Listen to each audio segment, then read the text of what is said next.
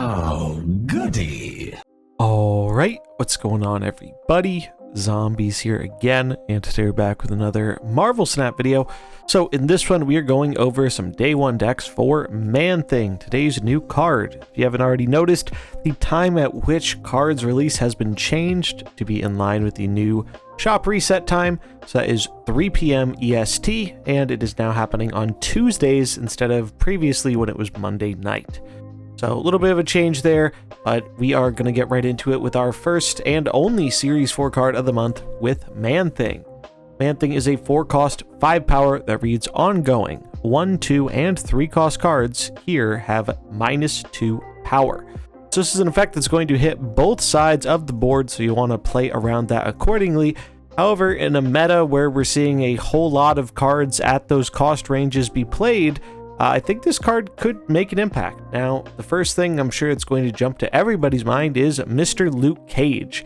And as we'll see in the decks when we take a look at them shortly here, we are prepared for Mr. Cage. Because I think a lot of people are going to be running Luke Cage to counter this card, and some decks are already running Luke Cage just to help counter Shadow King that's been going around. In terms of these spotlight caches this week, we have Silver Samurai and Lady Deathstrike.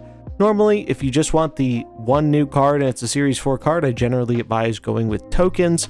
I'm personally going to be opening this week as it's a rare occurrence where I do not own 2 of the cards here in both Man-Thing and Lady Deathstrike, and I also want the Rian Silver Samurai variant because I like to collect the Rian Gonzalez artwork. So for me, this is an open week, but I think for a lot of players, this is going to be a pass week.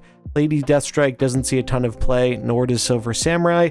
And if you want to open for Man-Thing, you will be having another opportunity in December if you don't feel like picking him up with tokens for 3K. A lot of the cards coming out this month, I think all of the new cards this month, with the exception of Werewolf by Night, will actually be reappearing in Spotlight caches in December, according to the current data mines. So maybe if you want some of the December cards, saving up, not opening for some of these cards in October and getting them a little bit later down the line will make your caches a bit more worthwhile.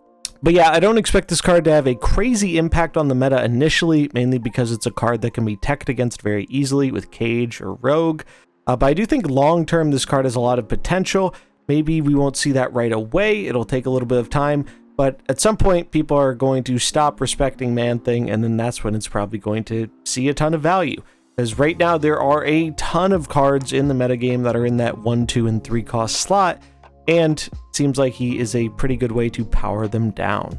So what decks are we looking at for Man-Thing? Well, the first deck we have here is Man-Hawk. So the idea with this is it's a Darkhawk deck. And well, Zabu hasn't been doing the best since Mobius came out, but luckily we've got a freshly buffed Psylocke to take his place. Psylocke actually has been doing quite a bit better for me than Zabu, because even if the opponent has Mobius, you can still cheat out a 4-drop and do another 4-drop, which is nice. Or it enables cheating out a Dr. Doom as early as turn 5 into following up with an Alioth. The core of this deck is pretty simple. We're running our Rock Disruption package in Korg and Rock Slide, Mobius to shut down opposing Loki and other cost-reducing effects. Maybe there'll be some Zabu gamers going around trying to make this work. If so, he shuts that right off. Jeff for some added flexibility. Rogue to counter the Luke Cages, as well as possibly counter opposing Man-Things themselves, but mainly for the Luke Cages, which is why we aren't running Cage ourselves in this list. So you will have to be a little careful about where you're placing your lower cost cards. Darkhawk is one of our main win conditions. Iron Lad gets a ton of value here, very powerful things for him to copy. In Darkhawk are Rock Generators, Alioth, Dr. Doom, decent with Vision or Lad, even Man-Thing, not a bad thing to hit. So I think Lad is very, very good in this good card style deck, and Vision is a pretty big MVP in terms of later game cards right now that allow us flexibility in where we spread our power, keep our opponent guessing, and help us play around opposing Alioths if we do not have priority. The next deck we have here is a Junk deck. So I think Junk is going to be another neat way to go. Much like in the first deck, we are foregoing Luke Cage here in favor of Rogue. Maybe when people stop trying to counter Man-Thing, you put Cage in that spot, but I think for the time being, Rogue is a safer bet because it not only provides us with a Luke Cage, but it also takes Luke Cage away from them, so we can be sure to get value out of our Man-Thing. Other than that, it's a pretty standard Junk list. I've been a pretty big fan of this one recently. So we have Hood, which we can donate away with Viper. We can also send over our rocks that we get with Debris Titania goes really well with Green Goblin to just totally fill up 2 slots on a lane and hopefully lock an opponent out, so we can just flip the Titania back to our side going into the final turn for an easy win. She's also not a bad thing to play when playing from behind alongside Spider-Woman. Jeff, flexibility as usual. Shadow King helps us deal with the Elsa, Angela kind of decks that pump a lot of power. Rogue helps us deal with Cage so they can't stop us from removing all their power. Goblin, just good disruption. Polaris is a card that I think is slept on a little bit when it comes to these junk decks, as being able to just move the opponent's stuff, clog up their lane, very good. Obviously Man-Thing to shrink the stuff that we're giving them, as well as their own small stuff. Spider-Woman just as a powerful 5/8 that adds some more negative power to one of their lanes. And Alioth just as a way to close out a lane if we have secured at least one other lane earlier on with our junk shenanigans. I'm not sure if this is going to be the most successful of the bunch on day one, mainly because I imagine people are going to be out trying to counter the card, but I think once we've had a few days for things to settle down and people go back to the other decks they were playing, I think it has a lot to gain against the current meta decks, which are pretty often filling up their lanes quite a bit. Another deck that could be interesting to try out is the Evolved Man-Thing. So the idea with this one is we are a high Evo deck, and we are using Man-Thing alongside things like Hazmat, Scorpion, and Cyclops to inflict negative power on our opponents so we can get out a cheap Abomination. Now, fair warning, this deck is definitely going to be vulnerable to Luke Cage, or Mobius, which stops our cost reduction. However, we are packing some tech for that in Rogue to hopefully steal away those effects so I don't have to worry about the opponent using them to negate our strategy. Other than that, we have just some high evolutionary staples here. Sunspot for the energy floating, Misty Knight for additional payoff for that as well. Cyclops, Scorpion, and Man-Thing provide us Affliction. High Evo gives us our boosts. Rogue is our tech card. Abomination and Hulk act as our stat bombs. And Chavez is filling out the final slot here, mainly to make sure we get those early cards in the early game when we need them. I think Chavez is probably the flex slot. You could experiment with other cards in this slot, like Nebula or Storm, or really whatever you want to try out, maybe even Alioth, but depends on what you're feeling. I think she is good, though, in this list to help guarantee those early cards early on when we need them. You definitely want to be weary playing this into Mobius decks, but, I mean, we are running our tech with Rogue for that.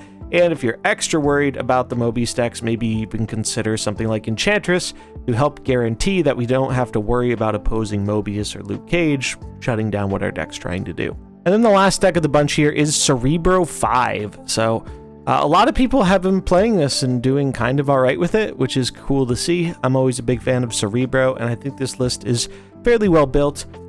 Basically, we have pretty much all the cheap 5-power cards you can have in the game. In Medusa, Lizard, Silk, Polaris, Spider-Man, so it's pretty much the majority of the cards that get you 5 power for 3 or less cost.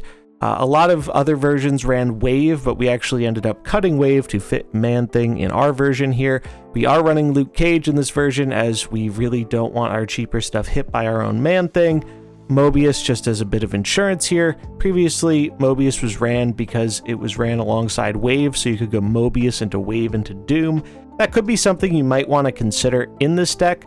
I do think Miles Morales is a bit of a weak point in a world where Mobius is very common, so if you do want to enable being able to cheat out that Doom alongside your own Mobius, maybe putting Wave in the Miles slot so you can still do that is alright. I think Wave was a bit of a weak link though, because if you weren't getting that exact play of Mobius into Wave and to cheat out Doom, there isn't really other big stuff we're trying to cheat out, because we don't really want to cheat out Alioth early on, and if the opponent plays a Mobius of their own, Wave just doesn't really do anything.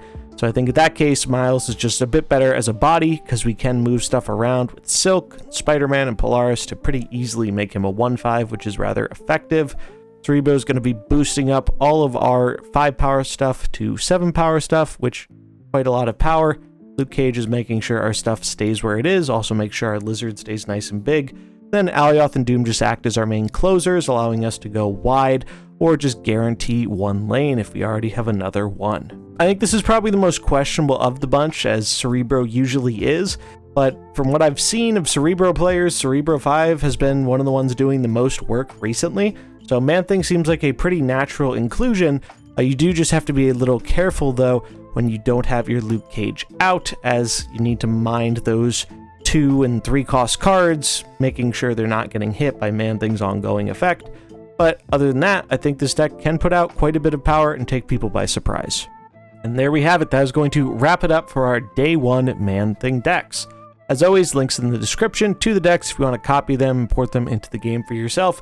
And I'll be streaming this today, so definitely check out the Twitch channel, link in the description if you want to catch some games live later this afternoon or evening. I'm looking forward to this card. Like I said at the start, I don't anticipate he's going to make a crazy meta impact on the first day or two, but once people stop putting Luke Cage and everything and stop doing rogue shenanigans, I think there's a good chance this card can actually be fairly impactful. But that's going to wrap it up for this one. I hope you enjoyed it. If you did, remember to like and subscribe, and let me know what you think in the comments below. Are you picking up Man-Thing? Are you passing on him? I'd love to hear it. But I hope you enjoyed it. If you did, remember to like and subscribe, and I'll catch you in the next one. Peace.